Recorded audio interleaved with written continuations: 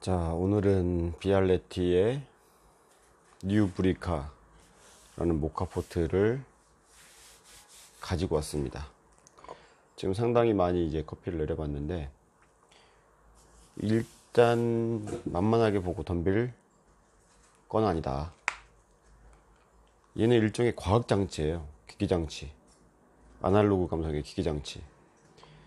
이 비알레티 뉴 브리카로 커피를 내려먹다 보니까 이제 과거에 그 오토바이, 바이크 세팅하던 생각이 났어요.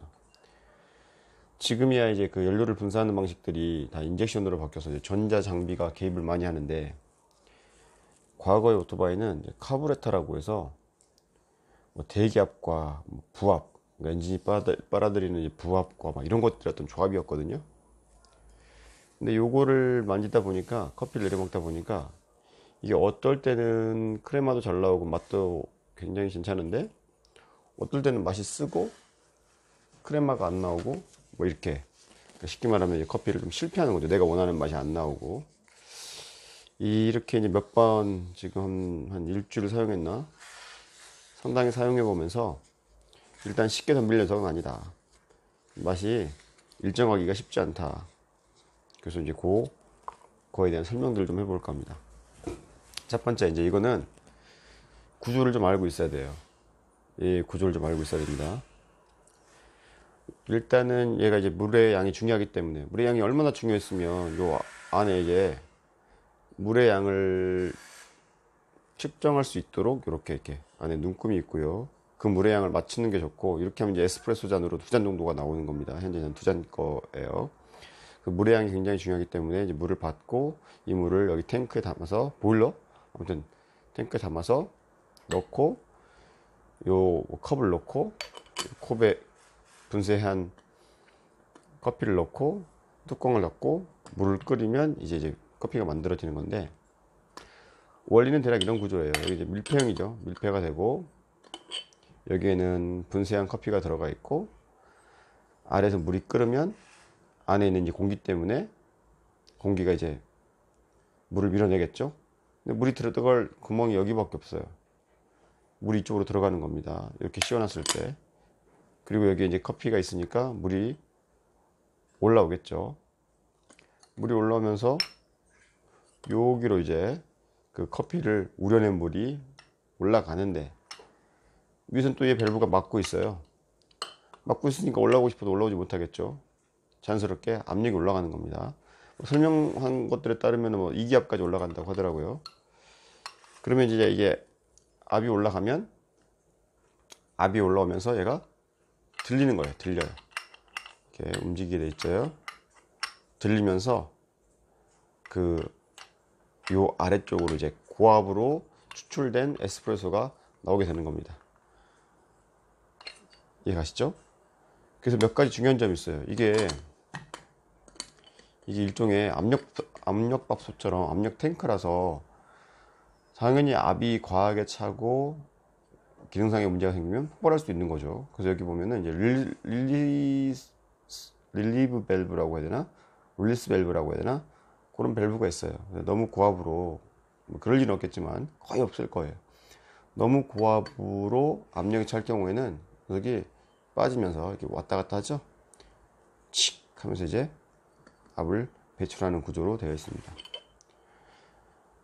압을 다루기 때문에 밀폐가 굉장히 중요해요. 그래서 밀폐할 수 있도록 여기 이렇게 가스킷이 있는 겁니다. 여기 고무 가스킷이 있는 거, 실리콘 가스킷이 있는 겁니다. 굳이 빼서 청소하지 않아도 될 것 같은데, 가스킷은 망가지지 않는 한 계속 쓸 수 있을 것 같고요. 안에 또 필터가 있고 또 움직입니다. 당연히 가스킷을 뺀다면 얘도 분리가 될 것 같아요. 특히나 얘가 이제 알루미늄 소재다 보니까 쉽게 망가져요. 쉽게. 얘가 막 이렇게 찌그러지면 이제 저기 안 맞겠죠. 여기에 이렇게 딱 맞진 않겠죠. 물론 얘가 이렇게 밀폐를 하는 건 아니에요. 밀폐는 요 가스켓에 의해서 밀폐가 됩니다. 가스켓에 상처가 없으면 그저 밀폐는 큰 영향을 미칠 것 같진 않아요. 정작 중요한 건 제가 보기엔 얘예요. 얘가 상당히 무게가 있거든요. 무게감이 누르고 있어요. 구조를 보여드리면, 요 아래에 있는 이 노치 부분이 있거든요. 노치 부분을 잡고 또 위에 있는 노치 부분 있죠. 얘를 잡고 이제 나사 풀듯이 풀면 돼요. 그러면 이렇게 분리가 됩니다. 여기 보면은 이렇게 평탄 처리가 되어 있잖아요. 여기 안에 있는 고무가, 고무예요. 바닥에 있는 거는 누르고 있다가 압이 차면 얘가 올리면서 아래쪽으로 이제 배출을 하는 거예요. 이건 안 빠져요. 아래에 있는 녀석은 안 빠집니다. 얘가 당연한 얘기지만은 여기 이렇게 드랙 있잖아요. 어떻게 걸리는 상처가 생기면 절대 안 될 것 같아요. 이 압이 일정하게 밀어줘야 되는데 여기 상처가 생기면 문제가 있을 것 같습니다. 요거를 좀 더 잘 만들었다면 좋았을 것 같은데 그냥 새가 그냥 부딪히고 있는 만나는 구조로 되어 있어요. 얘가 부드럽게 움직여야 됩니다. 얘가 부드럽게 움직이기 위해서 필수로 그 지켜야 될 규칙이 있는데요. 중요한 규칙이 있는데 이게 수평이 맞아야 돼요. 수평이 맞지 않으면 이 밀어내는 힘이 일정하지 않게 되겠죠. 그래서 제가 보기에 이 수평을 맞추는 작업은 아주 중요하다.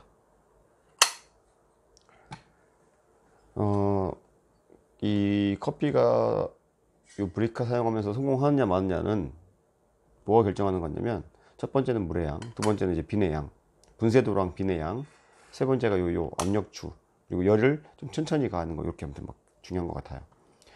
그래서 고민을 많이 해봤는데요. 이렇게 여러 가지 시도를 해봤는데 이 빈의 양이 상당히 중요해요. 그래서 이제 빈의 양을 한번 맞춰볼게요. 어느 정도로 맞추는 게 적절하냐. 무게를 재는 게 제일 좋겠지만 무게 안 재고 퀴즈 한번 내볼까요? 자, 분쇄도는 그라인더에 한번 세팅을 하고 나면은 그 수동이든 자동이든 세팅하고 나면은 한번 이렇게 자기가 원하는 맛이 나오면 그 세팅을 유지하는 게 좋습니다. 이 분쇄한 빈이 요 뭐라고 해요? 깔때기처럼 생긴 이 녀석에 딱 가득 찼을 때 가장 만족스러운, 저는 개인적으로 만족스러운 에스프레소가 나왔고 크레마도 적절했고 맛도 적절했어요. 그래서 분쇄한 커피가루가 여기를 가득 채운 양이 얼마나 되느냐 하는 거죠. 원두를 얼마나 넣으면 되느냐.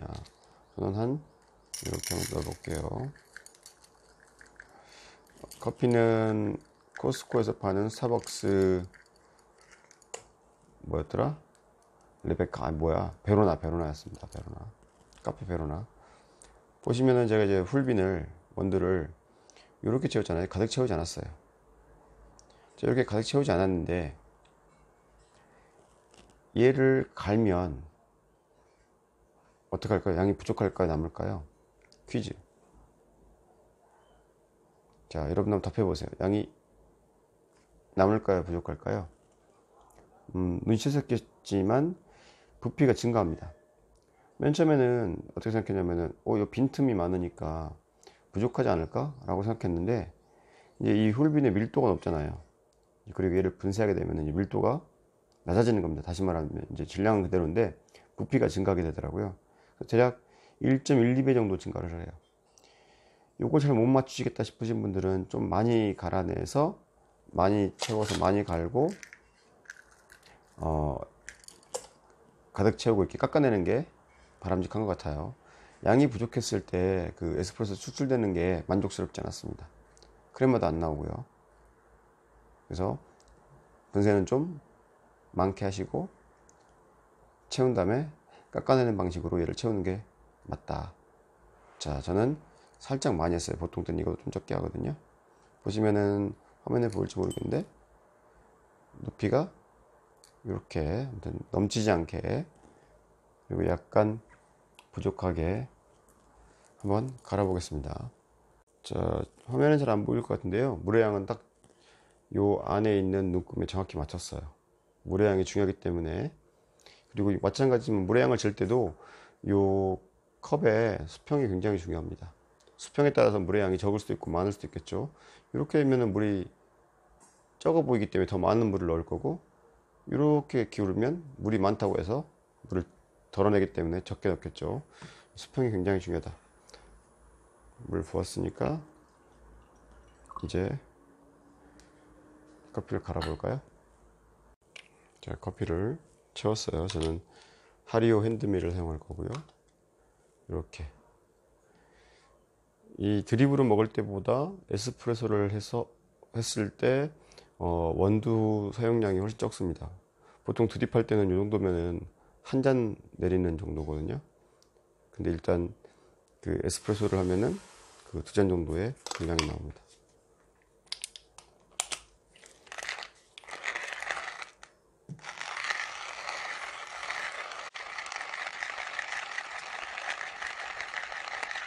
자, 커피는 다 갈았고요. 커피 향이 기분 좋은 커피 향이 납니다. 자, 커피는 분쇄도는 이렇게 저는 이 정도, 어느 정도라고 해야 될까요?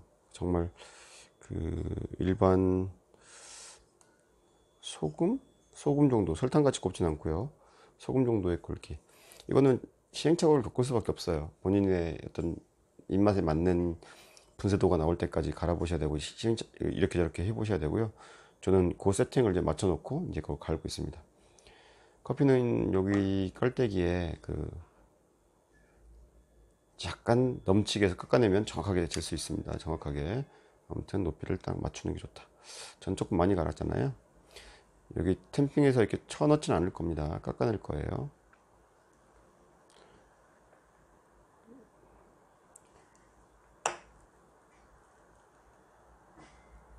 고르게 펴주고, 욕심껏 누르시면 안 돼요. 누르면 이게 맛이 오히려 추출이 잘 안 됩니다.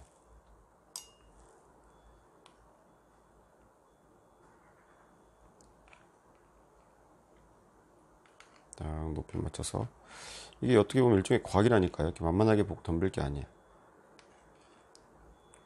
자, 살짝 남죠? 제가 조금 많이 갈았기 때문에.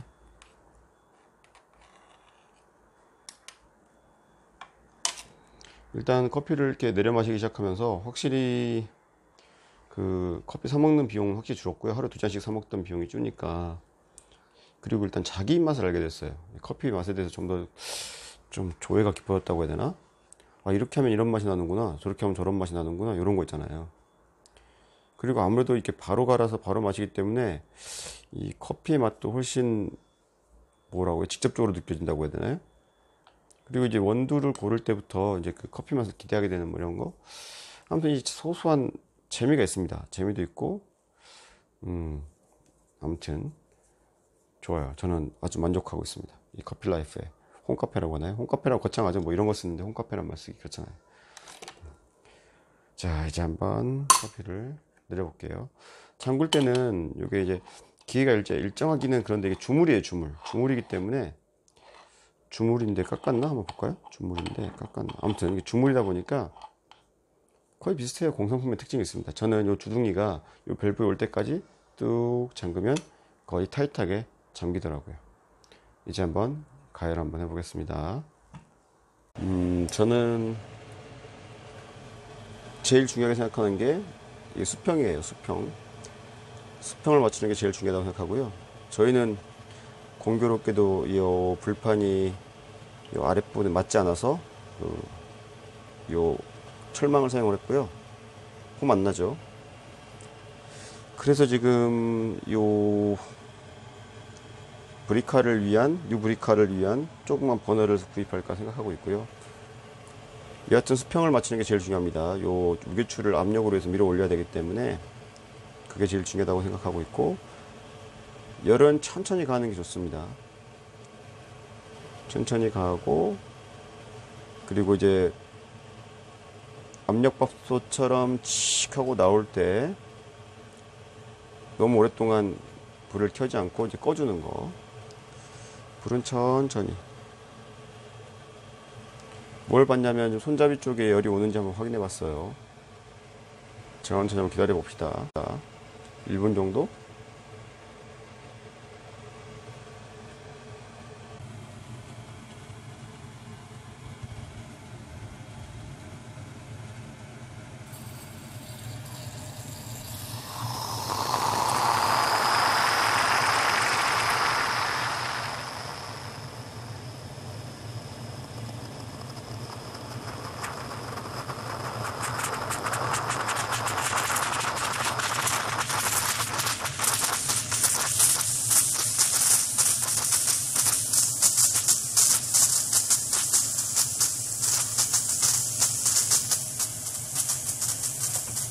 이 정도에 끄고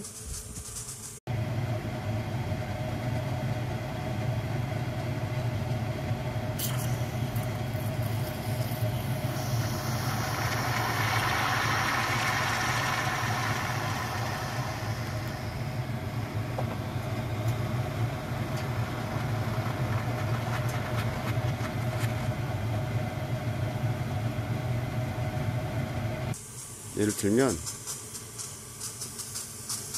보이나요?